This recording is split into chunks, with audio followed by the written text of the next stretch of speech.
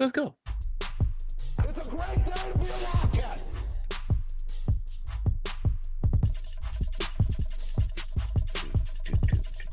You actually have to be on cocaine to be on this podcast?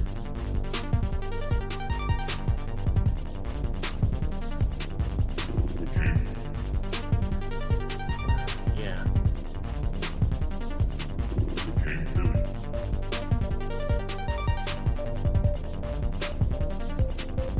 Cocaine. Cocaine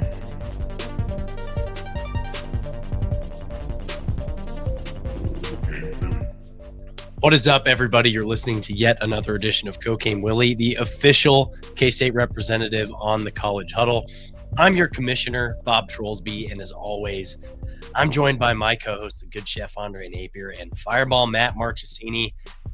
Tonight, we're doing our annual Bowl Pick'em extravaganza, but this year, in order to save Fireball Matt time and get him to bed before 9 p.m., we're going to highlight 5 of our favorite matchups and talk about those in depth, in addition to sharing our thoughts on the initial college football playoff matchups and who we think may end up taking the national championship trophy home this year. But first, before we dive into the episode, we got to give a shout out to Annie Mae's Parlor. And I don't have a beer right now because I'm not drinking beer right now, but they are located at 616 North 12th Street. And normally this beer crack would be brought to you by them, but they are in the heart of Aggieville in Manhattan, Kansas. Annie Mae's has been in business for 50 years and is an absolute must-visit destination in Aggieville on game days and school nights alike. Annie Mae's is my favorite, our favorite, collectively the unanimous favorite destination of the Cocaine Willie podcast in Aggieville. And we always make a point to go visit our auntie every time we come back to the Little Apple. They feature a wide variety of craft cocktails, draft beers, and everything in between, along with entertainment like live music, comedy, and all sorts of other events every single week. So check out their website, www.anniemays.com, to get a list of their upcoming events and visit them at 616 North 12th Street in the heart of Aggieville. And be sure to tell them Cocaine Willie sent you. Matt, you're back. Welcome back. You know, I was going to say a really nice thing, and then you dogged me in the intro. We have to get you to bed before 9 p.m. I mean, I need my beauty rest. I know. I do. I obviously get enough of it already, if you couldn't tell. But, you know, you got to have 8 hours of sleep a night. If you don't get 8 hours of sleep, how are you going to wake up for brunch? How are you going to make it to brunch? That's a great question. I make it work, you know. When did I get brunch? Oh yeah, Saturday, right? I definitely got 8 hours of sleep that day. So that's great. I don't know. That's great. But I did miss you all last week. We missed you too. Yeah, so. Guys, we had Larry K on from the Night Watch earlier this week. I want to get your final thoughts before the Rutgers game. And Chef, I don't know if you have any over-unders for this bowl game or not, but maybe we could do something on the fly if you got some. But what are you thinking heading into the second matchup against a Greg Schiano-led Rutgers team in the last 18 years? I'm spooked out a little bit. I'm spooked out for what our DBs are going to be able to do. I mean, they're not like a vaunted passing attack by any means, but Kyle Monangai, with or without him, this Rutgers team has shown improvements from what you would think of a Rutgers offense. They'll be able to spread it out and all that. Man, I'm just really pressed on what these DBs are going to be able to do and who we're going to be able to see out there. Is it going to be Zion Rich? Is it going to be more? Is Keenan Garber going to have a redemption for his, final game in a K-State uniform? I'm pumped for this game. I'm excited to see the young cats get in there and, really mess some shit up. So let's go State, baby. Let's go. I mean, it's going to be interesting just because, for K-State overall, kind of the fan base, this is probably the best matchup we could have got if we think about it. All things considered, the Liberty Bowl against Arkansas would have been really bad. I'm not saying we wouldn't have won the game, but the excitement for that game is just not there. I think this is a winnable game for K-State in the grand scheme of things. I think the matchup, it matches up pretty well for us. It's just going to be important that the execution is better on both sides of the ball. What has the team taken out of the regular season and put into place in the past basically 21 days? More than that. That's going to be the fun part, is to see, is there going to be some things that we haven't seen all season? Maybe some more aggression on the Alternate offensive uniforms? side. Apparently some alternate uniforms. Maybe we need to fade K-State in this game for the alternate uniforms, or this breaks the streak, and then maybe we wear alternate uniforms more next season. But I don't know. A lot of people will remember 2006, and that was a really good Rutgers team, by the way, in 2006. And obviously Ray Rice was such a good player, but they really kicked our ass in that game. So I think this will be a good opportunity to get things on track, ready for 2025. If you win this game, you have another 9-win season. I mean, that's definitely a very good thing to think about, and getting the team motivated for next year. I don't know how to feel about this matchup at all because I think I've watched one Rutgers game. I think they played like an early season, maybe a Friday night game or something. Maybe what was it? Rutgers Virginia Tech, I think, is maybe the game that I watched. I know they played Rutgers Washington was a Friday game, I feel like. Yeah, Rutgers Washington, and then I think they played Virginia USC. Tech early in the season too. Oh, Rutgers USC. That's the Friday game. You're right. Yeah. Man. But it was early in the season. I think they were 4-0 heading into that matchup. Or I don't know. Whatever game I watched, they were 4-0 heading into the match. I was really hyped. And I don't know. I haven't really heard about them since. And then I looked back at their record and saw they dropped 4 straight after starting 4-0. And then they finished the season, 3-1. So they've had kind of an up and down season, like Larry alluded to, but I don't really know what to expect out of this matchup. It's gonna be weird not having DJ back there for the first time in 3 years. It's gonna be weird not having Jacob Parrish back there in the DB unit, but I'm excited to see what Connor Riley's gonna draw because to your point, Matt, I think he's more than likely heard the skeptics. He has Twitter. He can see what people say about him. He certainly has probably had a stern talking to from Coach Kleiman at some point in the last 20 days. But, the last time we had a bowl game, I said this on the last pod, last time we had a bowl game in 3 weeks to prepare for an opponent, Connor Riley schemed up a really nice game. And I think, honestly, a lot of the issues we saw this season were more execution than they were scheme or play call. That's not to say we haven't had our issues. We've had those stupid short side option calls and just dumb shit that we've seen in the last 2 or 3 games. But, I think you get 3 weeks to prepare. I think it's going to work out in our favor. And I also mentioned this on the last pod. They do have the ability to get after the quarterback. Maybe we're going to see Avery break out of the pocket and scramble a little bit. I think it may be fun to watch, and we might see him do a little bit of Lamar Jackson or Patrick Mahomes kind of stuff in this matchup against Rutgers. I think it'll be fun. And I'm thinking like vintage Mahomes, not like the shit that we saw last weekend. What are you making that face for? Please speak. No. Come on, boy. Come on. No way. You're just making faces. Yeah, I am. No, I somewhat agree with you. We're not going to see Lamar Jackson and Patrick Mahomes type stuff from him because you also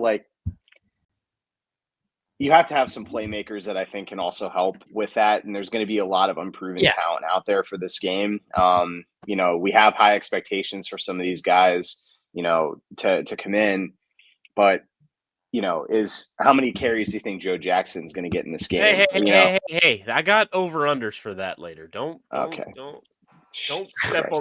step on it. And let me clarify what I mean by that is breaking out of the pocket and scrambling for 10, 15 to 20 yards. And it's the awareness of the field and what's going on. It's not necessarily like, oh, he's going to throw a left-handed pass to Jace Brown 10 yards down the field. That's not what I'm talking about. I'm talking more so about the awareness and his ability to know where he's at on the field, know what's happening around him, and then improvise in those situations, which is what I'm hoping a few weeks of preparation and a less injured, a healthier Avery Johnson will be able to accomplish on the field. No, I mean, where can Avery raise his bar for this game to get us excited for 2025? If he takes a step in this bowl game, because we really saw a step taken in that NC State game last year that really got us, hyped for this season, to the point where we were like, I don't know, maybe we could. He was in Heisman conversations. For God's sakes, I don't know if we'll ever get to that level, but it would be awesome for him to really turn it up another notch in this bowl game. With how many weeks did he have to? 15 practices to prepare for that. So these are the kind of, he's a true sophomore. These are growing pains and growing things that he has to do to get to that next level. And if he takes that step where, like you said, he becomes more cerebral in his game to the point where it's not just one look and I'm passing, or one look and I'm taking off. It's one look, I'm over here to my third read. Now I take off to the right side. I squeak out for 6 yards.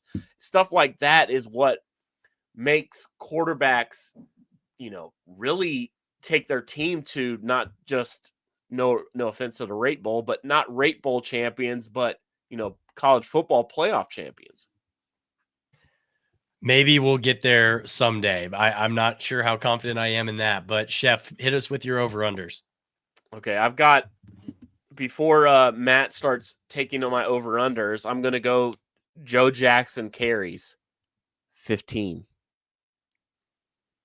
15. Wow.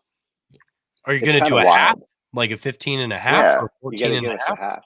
Okay, I'll give you 14 and a half. 14 and a half. I'm going to say under. Under for Matty Boy. I'm going to say under. I think they're going to spread the carries out a bit. And we're also going to see Avery run a little more in this game. So I'm going to say under on that. I'm also going under. I'm going to go over. I've got a fun one here. 1.5 views of highlights of Ray Rice. 1.5? Yeah, 1.5 shots. So Under separate Rice. shots. So it could be at the beginning of the game. Maybe they show Texas Bowl highlights. It can't. Then, like, they show the Texas Bowl highlights. Now, just randomly throughout the game, do they get another one? Because I feel very confident that they're going to get one Ray Rice highlight at the beginning of the game. Will they show another one? They'll do one. I'm going under. One under. I'm going to go over. Because over. If this game's close in the fourth quarter, you best believe they're bringing up the last matchup between these two teams, and they're putting up the highlight. So I'm going under as well. I think 1 is where we're at, but I didn't know. Like you said, Matt, that is a really good point. If it's tight, or what's the running back's name? Manungai. Yeah. If Manungai's playing, which, I mean, if he's playing, they're definitely going to do some comparisons and all that stuff. So the over is not out of this by any means. Okay, so now I've got second leading receiver for K-State. Second leading receiver. Yeah, but not receiving yards, catches. And I've got the player as Dante Cephas. And I've got the catches at 2.5. I actually was going to say him, and it's going to be over, because this is going to be the game where people are like, what the fuck? Where has this been? And this is the only game he has left. He's going to have like 7 catches in this game. This is his last game of his college career. I think he could ball out. I think he will. He could ball out. So we're going over. Everybody over? I'm going over. I'm going over as well. I didn't know. I thought the suspense would be funny. Just Dante Cephas is the last one, and I wanted to somehow utilize the tight ends, but I feel like I've done that over under before, And I couldn't think of a defensive over under for this one without just being, do we get a turnover? Bleh. This is Chris Tennett's final game. Yeah. That's sad. Yeah. I was thinking about a Chris It's sad. Tennett over under too. Like, man, the redemption arc for him was like in prime. It was right there, right at his fingertips. It was. But I know Yep. I'm just not. It wasn't. It's not really even his fault. I mean, he It's had not. blocks, bad snaps. It's not his fault at all. It's absolutely absurd what happened with all of that. I still haven't gotten over that. But hey, Nate Katzer's still the special teams coach, as far as we know. Let's get into our bowl picks. So instead of going through all 72 bowl games or however many there are, let's see. There's It's not counting 72. counting CFP games. There are 47 bowl games. Lord.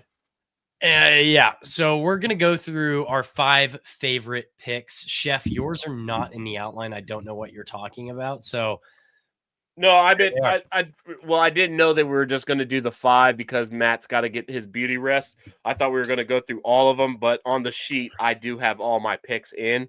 we have all 3 of us have picked each of the 47 games with the exception of the CFP playoff Second round. semifinals and finals, which are TBD. We don't know who's going to be playing in those yet. So we will put in our picks after this weekend's round of games. But all right, let's get into our 5 favorite picks for bowl season. Who wants to kick us off? I think we're overlapping on quite a few of these. I'll go first. I'll go first. Do we want to go one at a time or do we do all 5? If we have overlap, we can Okay. kind of banter. We just all Okay. talk Yeah, about yeah. it. I'll go first. My number one game, is Tennessee at Ohio State. Okay. Number one, it's going to be very fun to see how many Tennessee fans invade the horseshoe. But I think this is a good representation of a team in Tennessee with a young quarterback and kind of a younger team in general that is probably going to be a national title favorite in 2025, is going on the road in an extremely hostile environment against an Ohio State team that admittingly has to basically make it to the semifinal. I think if Ryan Day is going to keep his job, I think he's playing. You're Okay. off base there. But yeah, Whatever. I see Anyway. what you're saying.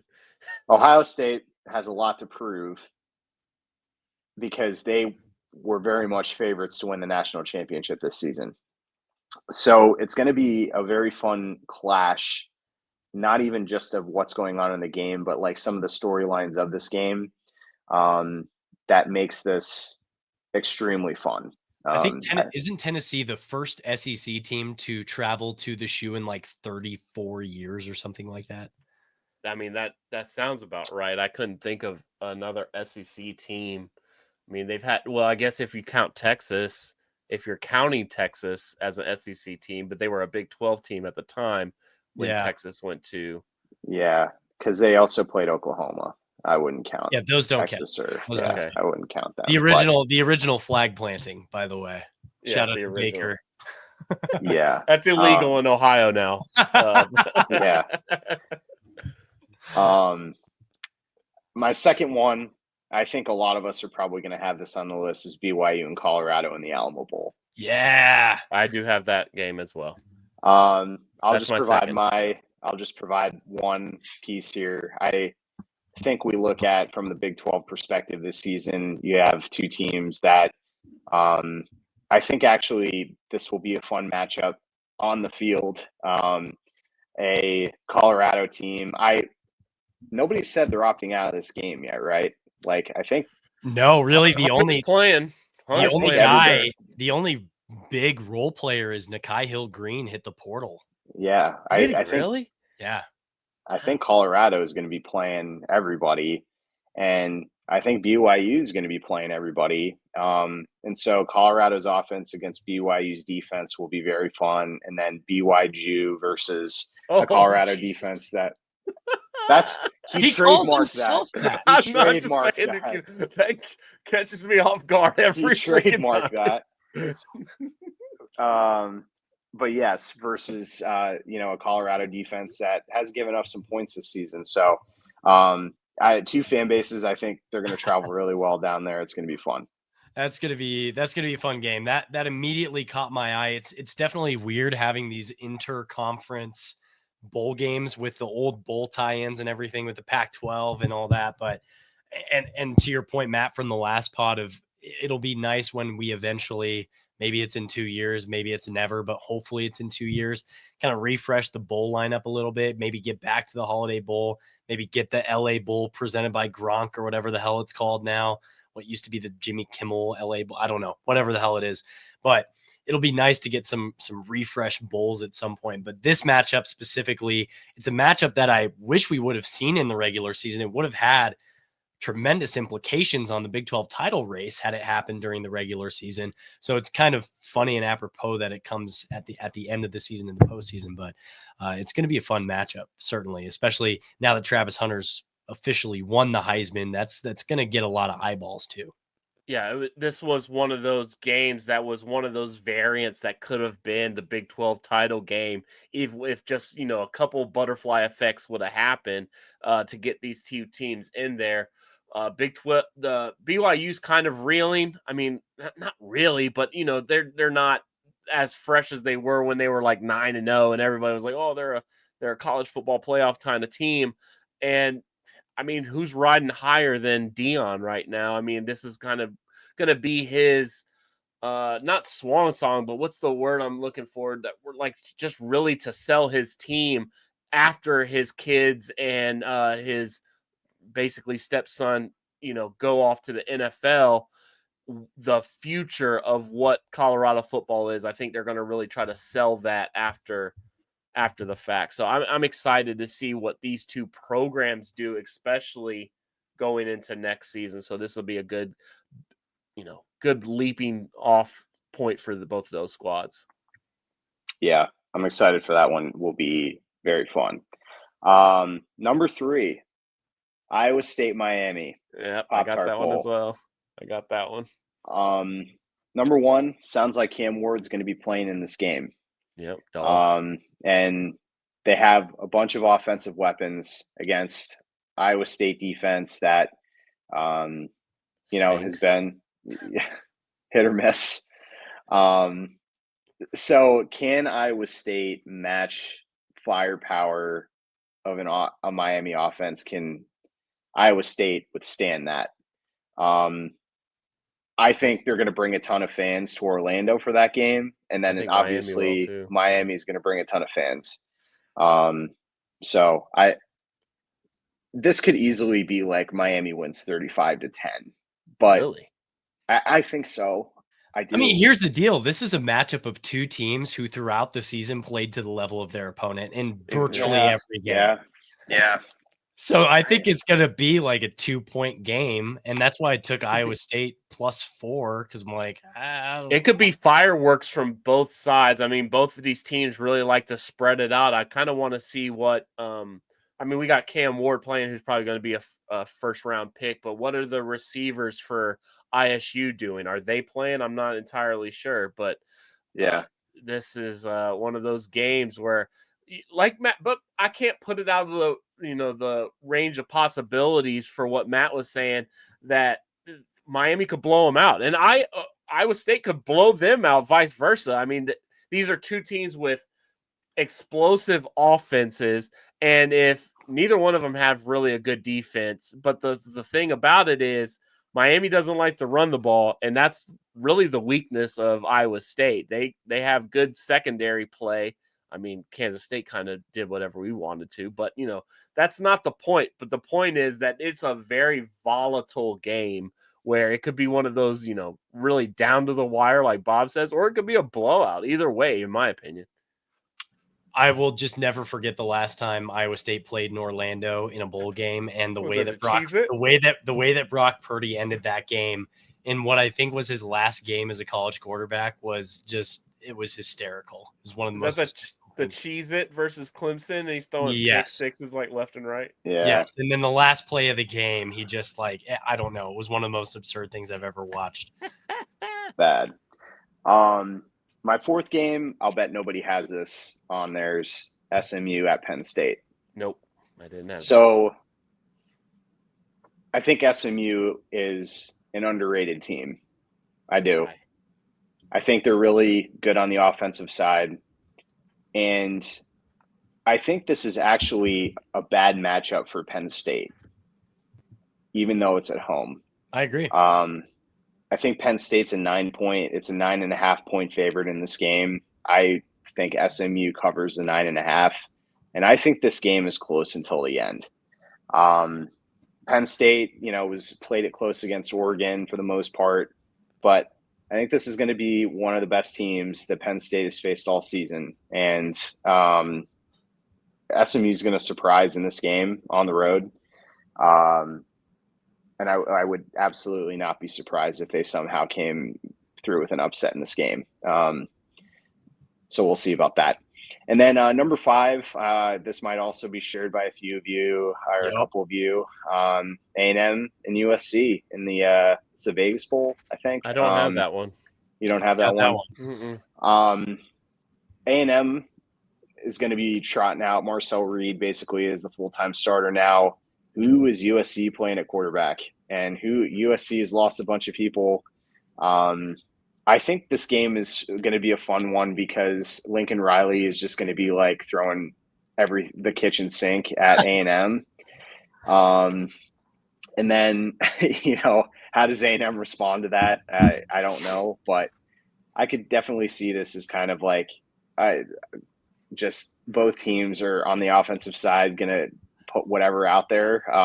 And it'll be like 45-41, some crazy score. So Colin Klein, great track record against Lincoln Riley, though.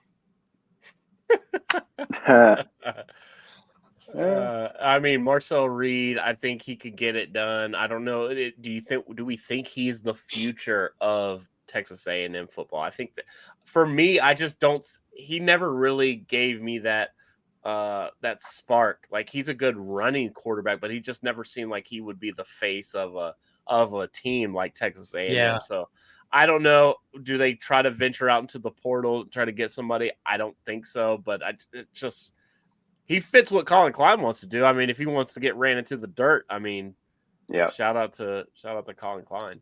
Mm-hmm. Welcome back anytime at this point. I've got that one as well, and I think Colin Klein, good track record against Lincoln Riley in the past, as a quarterbacks coach, I guess at least. But Lincoln Riley, things seem to be falling apart there. They ended up finishing the season 6-6 or 7-5, which is just kind of strange for a USC team. And I don't know, everything seems to be completely coming off the wheels are coming off at USC right now, from what I can gather. And A&M, it's probably not the way they wanted to end the season, losing to Texas the way they did. But hey, they had a really solid record, finished the season strong. They essentially lost that playing game for the SEC championship game, and they lost it fair and square. But I think this is going to be a good game. I wish A&M was playing a team that's better than USC, because USC is kind of crap this year. So I'm curious if A&M fans are kind of excited about this game or not. But Chef, hit us with your bowl picks that you have outside of the ones that Matt already mentioned. Okay, so he had Colorado, BYU, Iowa State, Miami. So the games that I had circled, they're not in any particular order, but I think that Alabama-Michigan game is going to be really fun. I think it, in terms of blue blood programs lining up against each other, is that the Outback Bowl?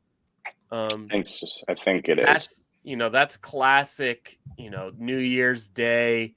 You're sitting on the couch, you drank too much champagne the night before, and you're just watching a bloomin' onion and coconut shrimp battle it out, to see who gets your free entree that next day at Outback.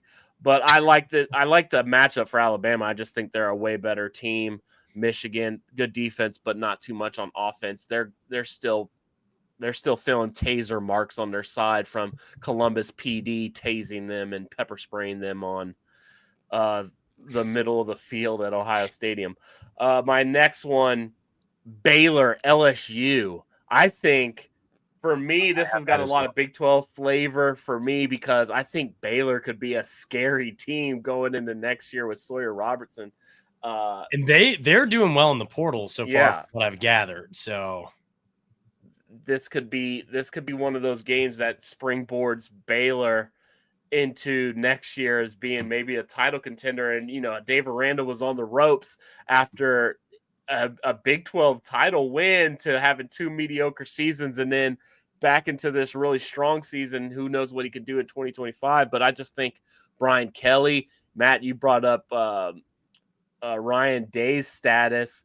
I mean, LSU with Brian Kelly, he is struggling right now. So we'll see what his future holds. But how interested is LSU in this game? And I think Baylor will be very motivated. So I like where Baylor's at, and I'm excited to see those kind of teams match up.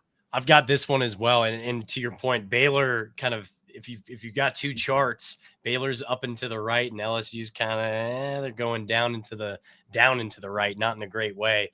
So will they meet and collide, and we see a nice competitive matchup between these two? Who knows? But I think Baylor's on the rise, and I'm a little worried about that team heading into next year, especially with some of the portal additions they've made. But that's not going to have any implications on this game, certainly. But and then my last one, it was a battle. It was a toss up between two games, Louisville and Washington, but I'm just not really sure any of the players in that game. But from a geographical standpoint, I had to put East Carolina versus NC State on there. I brought it up earlier in the last pod, but I just think this is so fun. I can only imagine our guys from the Red and White podcast. What was that the Red and White podcast? I bet they're eating it up. I think they are loving this matchup right here. Just East Carolina. They're both from, I think they're both in North Carolina. They are. Yeah. Yeah, I think this is a geographical game that this is really what it should be about. It's a P4 program going to a G5 program, but there is just that blood of North Carolina players probably knowing half of each other on each one of the sidelines that could make this game really, really fun. I don't know how competitive the game will be. It's a 5.5 point spread, but no KC Concepcion on NC State, so they're losing some firepower. Maybe East Carolina, the Pirates, can get in there and get it done. Is that rounds it out for your 5? That's because the other two Matt stole from me. So I've got 1, 2, 3. I've got 3 of the same as you guys. We've already talked about BYU versus Colorado, A&M versus USC, and Baylor versus LSU. I went on probably a 30-second diatribe about how much I hate this bowl game, but the Liberty Bowl matchup between Texas Tech and Arkansas, I think, is going to be an interesting one because Texas Tech, this whole season, they have just they're an enigma to me. This team makes no sense to me. They go down to the wire against FCS Abilene Christian. Shout out to my wife's alma mater. For whatever reason, they win that game. They somehow win 8 games, I think, in conference or not in conference play in this season, and they're just outside of the Big 12 conference championship conversation towards the end of the season. And it's like, where did Texas Tech come from? Because I saw that first game and I saw some of these other games and they didn't look that great. It's the first year we haven't played them in a long time. And it just seemed kind of weird that they were even in the conversation that late in the season. But I just think it's going to be a weird matchup because Arkansas lost to the worst team in the conference in the Big 12 earlier in the season, but also beat Tennessee at one point. So they're also an enigma of a team. Like, this is a matchup of two teams that do not make any sense whatsoever when you look at who they've played, who they've beaten, and who they've lost to. Because Tech's also lost to Wazoo, and they have some inexplicable games in there. But I just think it's going to be a weird, fun game. And the last time Arkansas was in the Liberty Bowl, they played Kansas. That was a weird, fun game too. So I think it's going to be that's going to be a bizarro world type of game. My other one is Oklahoma versus Navy. Oklahoma's kind of sputtering right now. They've had a complete mass exodus. Their quarterback's in Auburn, Alabama now. One of their DBs is in Manhattan now, and then they might have a wide receiver in Manhattan here soon enough. They mass exodus. Navy just beat Army in the armed forces, like in the Army Navy game last weekend, and they looked really clean in that matchup. I was pretty impressed by Navy going up against an Army team that kind of ran all over the American this year and then won the American championship over Tulane, who Darian Mensah is also gone now. So that's kind of a fun quirk there. But I just think this is going to be a fun game. Like Navy in bowl games, Navy in the Armed Forces Bowl. I think it's just going to be a weird game. And I love weird games. That's what bowl games are all about. Yeah, I didn't know how to pick this game. The mass X's, but I still just think the talent is just there for OU to, Right. be able to outdo them. But like you said, God, when these military teams get into these bowl games, they really just throw everything out at you, and they're just some tough sons of bitches. So OU, if they got that quit in them, Navy will bring it out. All right, so that's going to do it for our bowl picks and kind of the bowls that we're highlighting. Let's talk about the CFP. So we haven't really had a chance, the three of us, to talk about the CFP and did this selection committee do the right thing? I think, Chef, you and I chatted about it last week, obviously, so we've had our discussion on it a little bit. I'm curious, Matt's thoughts on not only the selection committee, do you feel like they did the right thing, the wrong thing by including SMU, Alabama, whatever, and what are some of the matchups that you're most excited for that we haven't already mentioned? Well, I think the selection committee did the right thing. I think punishing SMU for losing in the ACC championship game would have been a very bad thing from a conference championship perspective moving forward, because it would put teams in a position where if you are ranked if you're in a precarious ranking and you lose that game, you potentially lose the chance to be in the college football playoff. So I think that was a very good decision that they made there. I the piece that I think they're going to change moving forward is reseeding teams. Moving, maybe in the 2026, like reseeding teams, especially if upsets occur. I think Oregon is kind of getting an interesting kind of shot here, with teams that they may be able to play versus thinking about Georgia and kind of on that side of the bracket, which does kind of make things a little bit interesting. The one other thing I will say, the 3 and the 4 seeds, thinking about like Arizona State, thinking about what Boise State's going to do.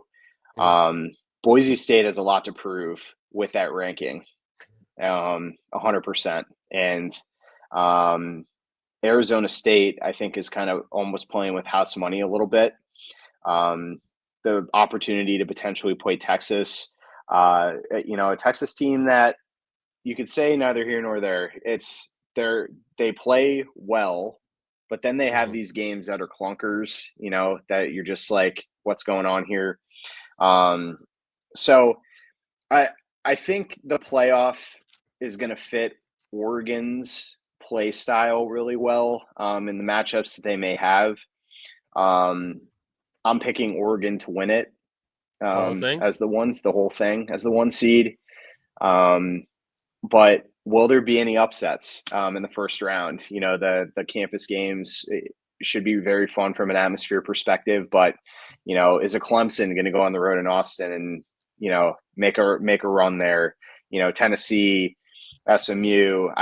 Nobody's talking about Indiana. I'm not talking about Indiana because I think Notre Dame's going to kind of wallop Indiana. But it's bringing a little bit more excitement back this season. And I hope that they take, some of the things they heard in this process and make some changes to make it more friendly, moving into future years.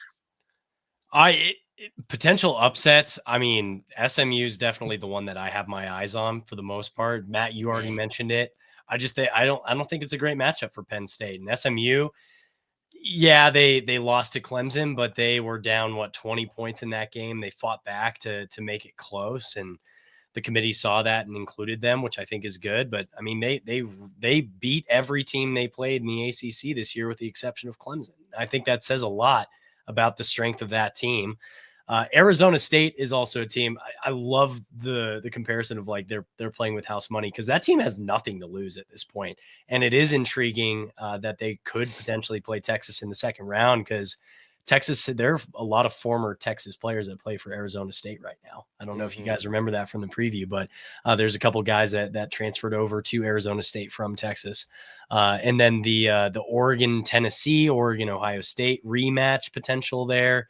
I think it's a fun format. I like the format. I'm looking forward to watching the games this weekend, but if I had gun to my head, I'm probably going to go with Oregon, and I hate that. But hey, we beat Oregon for Lincoln Cure. Yeah, true that. I mean, they lose to teams like us in recruiting battles. That's just what we do. We're gargantuan brand. We are. For me, I think the bottom side of that bracket is just so much weaker than the top side of the bracket. But I still think the champion comes out of that bottom side. So in my opinion, I think the winner will be either Notre Dame. Notre Dame or dang, I don't know. It's just my gut tells me Notre Dame could win the whole thing just from where they're at in terms of the bracket. They would have to They play. lost to NIU. I still Yeah, can't they get over did. that. They did, but I just think that they that was the second week of the season. This team has gone a long way since then. I think they've grown. They can run the hell out of the ball, and their first matchup is versus Indiana. They'll get through that, and then I think In-state rivalry. do they play Boise after that? They would play Georgia. Oof, man, but Georgia's down to their second quarterback, and he stinks. So give me Notre Dame to win the whole ship. I like it. Well, I don't like it because I don't like Notre Dame, but I like that you have a thought and an opinion on it. That's good for you. That's guys, that's gonna do it. That's gonna do it for us today. Once again, we're going to shout out our sponsor, Anime's Parlor. Visit www.animes.com for a full list of their upcoming events. And if you're stopping by Anime's at any point, whether it's pregame, postgame, or otherwise, be sure to tell them Cocaine Willie sent you. Additionally, we are the K-State representative on the College Huddle, the largest community of fan-driven content in the nation. Check them out at thecollegehuddle.com and follow them on social media at College Huddle. And last but not least, you can follow our show at Cocaine Willie on YouTube, TikTok, Twitter, Blue Sky, or Instagram, or follow us individually. I'm at Bob Trollsby. Chef is at Chef Andre Napier, and Fireball Matt is at Matt Marchesini. Chef. Cocaine's a hell of a drug, baby. We are all coke and no joke. Wildcat country.